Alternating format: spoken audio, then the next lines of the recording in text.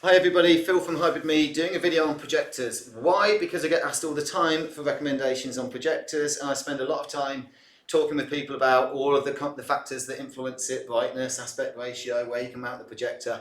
And often at the end of it I say, well actually I can't beat a price that it is on the internet, go off and buy it elsewhere.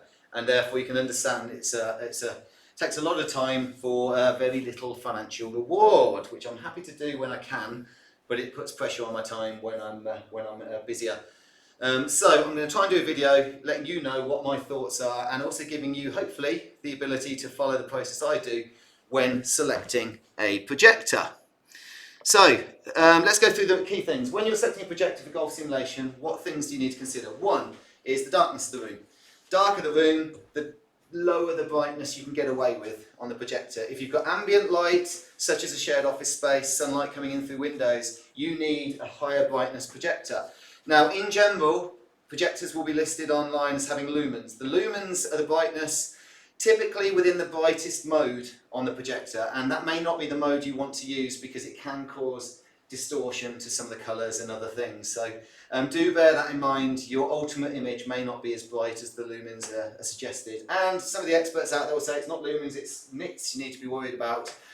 As someone who lost all my hair, pretty much, I never thought I'd have to worry about nits, and I'm not going to start worrying about that today. So I'm going to talk lumens, and I don't care if it's not exactly the right thing. This is just about passing on what I know. I'm not a projector expert. I just have specified a lot of projectors for people, including myself. What else then? So brightness room, you know that you need a certain level. I typically tell people in a dark room 3000 lumens is probably the entry level to give you a good enough image. You can chase a higher resolution for something like 4K, and there may be a compromise on the brightness, that maybe it's coming down to only 1500 lumens. That for a good cinema screen with good gain, and in a dark room where there's no light at all, you know, you might get a good enough image, but I think it's better to get a brighter image for golf simulation and compromise on possibly that extra resolution, or compromise on things like the contrast ratio in order to get brightness, because I do feel if you've got ambient light coming in, you probably want more than 4,500, maybe up to 5,000 or more lumens to get a really bright, nice image. I went from 3,000 lumens in a dark room, which I was totally happy with for a number of years, up to 4,500 lumens in a 4K projector. And I'm delighted with it, and I now get a bit lazy and often leave the blinds open even on a sunny day, because I can actually play golf comfortably with what I've got. So I do think generally you're in that 3,000 or more, and higher brightness is better. Do bear in mind the contrast ratio though. Unless you spend more money, you may end up with something like 10,000 to 1, which is the lower end of contrast. That's the change between blacks and whites on your screen. I don't really care if the blacks aren't deep black, it'd be ideal, but I'd need to spend more, maybe go up to a laser 4K projector, maybe spending £6,000 instead of 2,800 that I did at the time. So you've got to compromise somewhere, and you need to decide, is it for golf, is it going to be multi-purposing, etc. Other things to consider. Positioning. I'm in a 5 metre wide space. My projector is centrally mounted. It's about 3.5 to 4 metres away from the screen.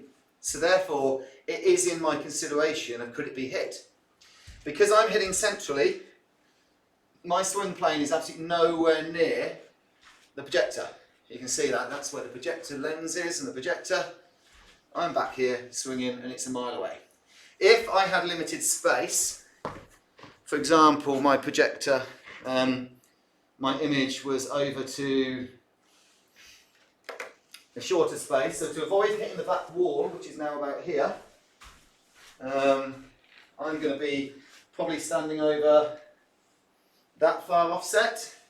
Suddenly a centrally mounted projector is getting a bit closer in my swing plane, and if it was lower than, this is mounted to a 3.1 high ceiling and has a drop down of about 20 centimetres to the top of the projector. If you've got limited height, I'd be getting a bit concerned about hitting it, so I would either want it to be a bit further forward, where above my head, again, it's not in my swing plane if it's directly above me. Behind me is a bit more dangerous. Or I would start thinking, can I mount it off to the side? And if you've got low ceilings, you've got no other choice really. Unless you have it really in your area, you may decide putting it off to the side, in which case, and also if you've got ceiling mounted camera systems like Unicore and others, you may need to have a projector that's mounted off to the side, and in that case you're looking for either horizontal lens shift as a feature, which means it can actually be mounted off to the side and it will make an adjustment to actually show a square image to the side. Typically there's only a limited amount, you need to check how much that is, or you'll be looking for horizontal keystone correction, which could mean it's off to the side of the room angling in, which normally would make a big trapezium image, and then it would be using software or algorithms to square up the image. That does mean there'll be a little bit of distortion to the true image, but I would say it's a compromise that will be acceptable for most people. As I say, it's just the kind of cinema experts that might tear me to pieces on this video. I'm a bit scared of doing this one. Okay, so we've looked into placement, we looked whether I can have it centrally, whether I need it off to the side. Do bear in mind you're probably going to have a mount of some kind for the projector. Even like a flush mount will probably be a minimum of typically up towards 10 centimetres. Then you've got the projector body. So do think, can it be hit? If you've got any concerns, put a cardboard box where the projector would be, swing away, and I mean properly swing away, don't do little cautious little swings. See if you could hit it and make sure that you're comfortable in that position. It would work for you. If you're worried about shadow, get someone standing where you're planning on hitting. Get someone else on a step ladder where the projector lens would be. Take a photo and just make sure that you can see all four corners without any obstruction from that photo. If you can, then you'll be fine. You won't get any shadow from the lens. You could do the mathematical calculations as well, but that's not for this video, it's up to you. But I just say take a photo, it's easier. What other consideration? Aspect ratio. This is quite a biggie, so let's go on to that. What is aspect ratio? It is the ratio of the image horizontally and then up. So in this case, it's a 4-3 image I've got here, which would be 1, 2, 3, pretend that's 4 full strides, and then it would be 1, 2, 3 full strides up. And projectors typically come in 3 aspect ratios. There are exceptions, I'm not getting into that. And those aspect ratios are 4:3 or 16, which is 16 units along by 9, or 16 along by 10. This is a 16:9 ratio. That is full HD, so full HD projectors are 16:9 and 4K. 4K projectors are 16:9. You can then, if I had a 16:10 projector, which actually, if I could get the same projector I've got now, but 16:10, then it would add an extra 30 centimetres on the height, which I actually have and I would do. It just happened to be, for the money I spent on my 4K projector, to get short throw. I've got 4,500 lumens, and to get that projector 4K short throw and at that level of brightness, this was the only one available at the time. The Optoma 4K 550 ST, now discontinued, no idea why. And it's worked great for me, and if I could have got a 16:10, then I would have done so to gain the extra height. The other decision on your aspect ratio is, let's say you've got that limited space, you can decide, well actually you've got a choice. Do you still show a full widescreen image, 16:9 or 16:10, and just accept there's going to be blank space above and below the image? In that case, 16:10 would be preferable because it will be that slightly higher image and you'll lose less space on your screen. Or do you decide to put it into 4:3 mode to kind of fill as much of your screen as possible? There is a compromise to be made. I'm using 2 widescreen monitors here. I've got a 4K one here and a full HD touchscreen monitor that's actually spoofed into 4K so that I can mirror. And effectively, it means that I can show a widescreen image on my PC and it can actually be showing the same aspect ratio on all the screens. That's great. If I only had the space for 4:3 on here and decided I want to show a 4:3 image, you'll notice that I'm running a widescreen resolution on the PC, so it either has to chop off the sides of the screen and I will just see that kind of middle 4:3 bit of it, or it has to squash the image in and everything is now just that little bit thinner and a little bit taller. That might be fine for golf. You might think, you know what, I don't mind that. And the good thing is, on my other screens that I use, everything is still in widescreen. So when I'm aiming my shot, when I'm looking at my data, that's great. On the other hand, it may be that you think, well actually I don't want everything to be distorted. I want it to look fine. So you decide, I'm going to run my PC in a 4:3 resolution. And then everything will suddenly appear nicely in the aspect ratio it should. The problem will be, obviously, you have blank spaces down the side of your monitors at the side, assuming you're duplicating displays. Again, I'm not covering everything on this. So you do kind of need to decide what is it you want. If you're going to be multi-purposing between movies and golf simulation, maybe you decide actually having my full HD or 4K resolution across the whole of the screen is better for me because it's widescreen, and then when I go to watch movies it's in widescreen and I don't need to change anything. Or maybe the software you're using just has a better interface when it's set up for widescreen. That might be something you want to do, but you can't always chop and change easily.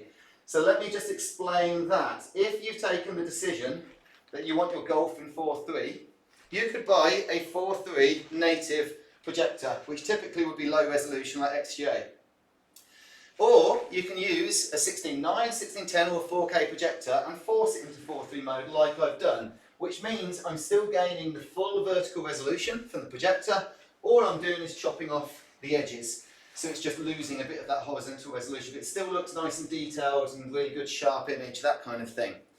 And then you think, well great, I'm going to watch a movie now, so I'm just going to put it into widescreen mode so I can have my nice widescreen movie, and I'll go back to widescreen, and suddenly you realise, the problem there is, it's in order to get 4:3, it's chopping off the edges of the image. It's not suddenly magicking extra height on the image. It doesn't work that way if you're using a native widescreen projector in 4:3 mode. When you go to widescreen, it won't suddenly like chop off the top and fit it in the middle.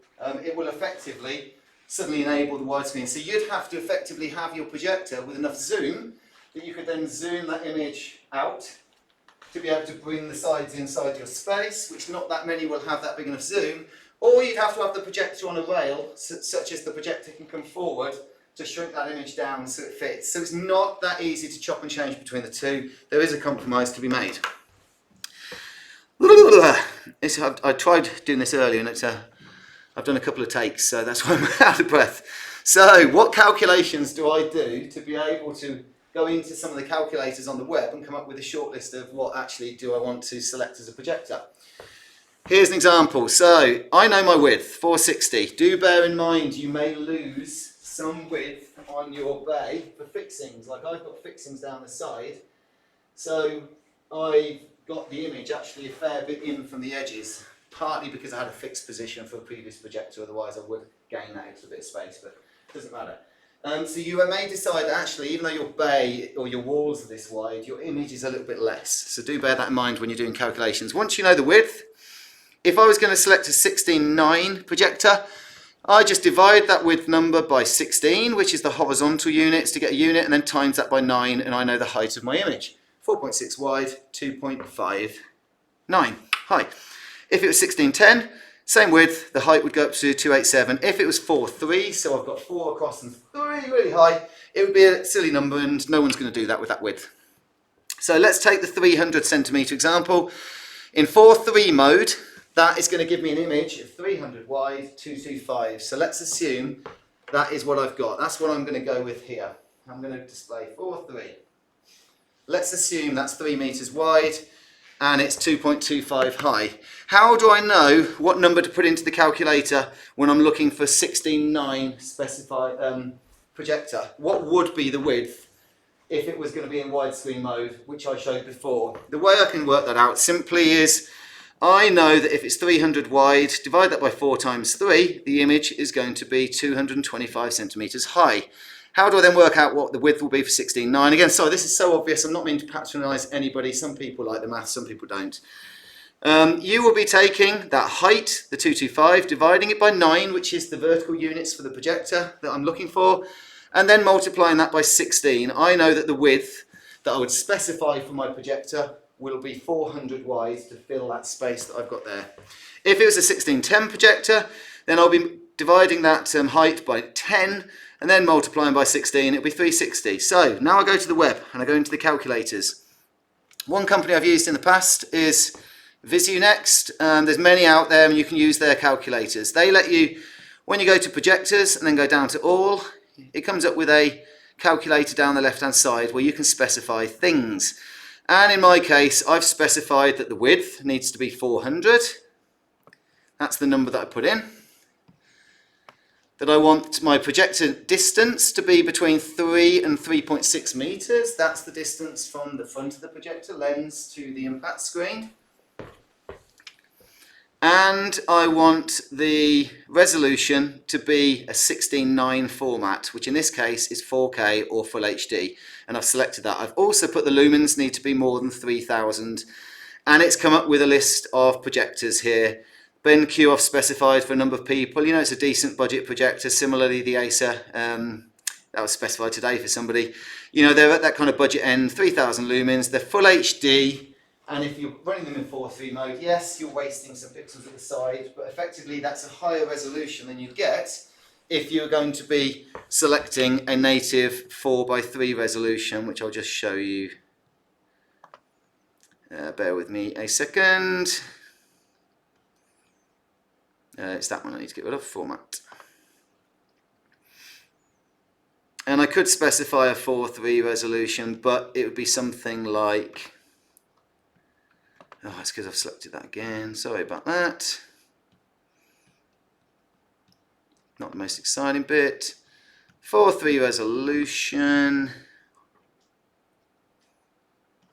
And you'll see the resolution has come down to only 768 high and 1000 long. So it's, you know, it's taken some of that resolution off. Yes, I'd then need to change. If I was going for 4:3, then obviously my image width is going to be 300. Because we looked at that earlier. I only put 400 because I'm taking a widescreen one and putting it in, and that comes up with other projectors that may be higher brightness and they may be whatever, but you've got to decide brightness versus resolution and where you are on that compromise on those things. There are other calculators out there, such as Projector Central, massive database, huge number of things you can put in there, and they'll come up with models. You can select if it's including discontinued ones. I generally use a couple of the calculators just to check that your numbers are there, but hopefully by following that process, you can come up with a short list of projectors, and you can get in touch with me if it can be helpful and say, I'm looking at this projector, I found your videos useful, are you able to match the price or whatever it may be, and I'll be able to say if I can or can't and other elements. Hopefully that's useful. I'm hoping I've covered the main topics I wanted to. There'll be something I missed, but yeah, thank you for watching if you have. If there's things I need to correct, let me know and I'll redo the video, or I'll flash a little thing up and say I got it completely wrong, apologies. Yeah, that should be the main thing. But the main thing, another point I didn't really emphasise is, just because your screen is a certain size, don't expect to find a projector that will just magically fill your screen. You can get into kind of custom resolutions, and I believe there's things you can do with projectors, but it can get a bit messy. In general, you're going to be making that decision between 4:3, 16:9 and 16:10 as your image. And you may end up with some blank space. Thank you for watching. I will leave the video there and go back and watch it and think, oof, I could have done that better. Goodbye. Thank you. Bye.